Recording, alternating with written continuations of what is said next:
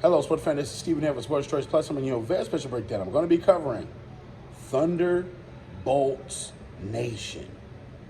Before I get right into that, I want to make sure you're subscribed to the YouTube channel so you can get all the updates and all the breakdowns. Without further ado, let's get right into it. Looking at this offseason, they did fire coach. They did what they had to do to get Brandon out of there. They essentially got him up, scooped this stuff up during a game and said, hey, thanks for coming. Tossed it right out. You know, and now you have Jim Harbaugh as your head coach. You have a player's coach, a guy who's won everywhere he's been. He's won at Stanford, okay? He's won at Michigan, national championship. He's won with the San Francisco 49ers, got him to a Super Bowl. He's won at every different place he's been at. And now he's trying to make this his revival product, if you will. Project. So you're looking at this here. You have Justin Herbert, who's on the mend, who's having off-season surgery and stuff like that and getting right. You have a whole bunch of older defensive stars like Bosa, Khalil Mack, and company. And you have a couple of different possible great pieces that have yet to hit their peak.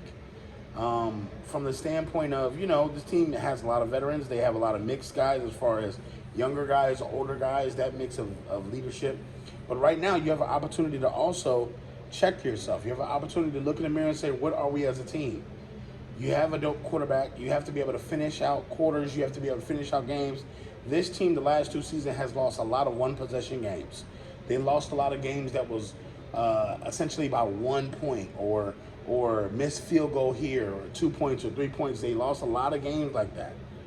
So they also gave up a lot of points as well on the defensive side of the ball. I think Harbaugh is going to help with that. I think that he's going to raise the intensity. I think he's going to raise the accountability level. And this team is going to be a team to be reckoned with. Yes, you're in the same division with the Raiders. Yes, you're in the same division with the Chiefs. Yes, you're in the same division with the Broncos. But you're going to have to make yourself relevant by playing hard-nosed football. You're going to have to sacrifice something so the next man next to you could be here to help that out too.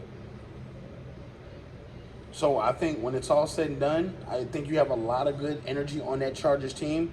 I think that with the right voice, they can be motivated and play to another level. I know Khalil Mack still has juice in him. I know Bosa still has juice in him. You got to do your part to make sure that those guys are healthy on defense. And you also have to understand that, okay, this is kind of it. Like, this is the team we got. We can't really spend a lot of money. You know, Austin Eckler could be walking.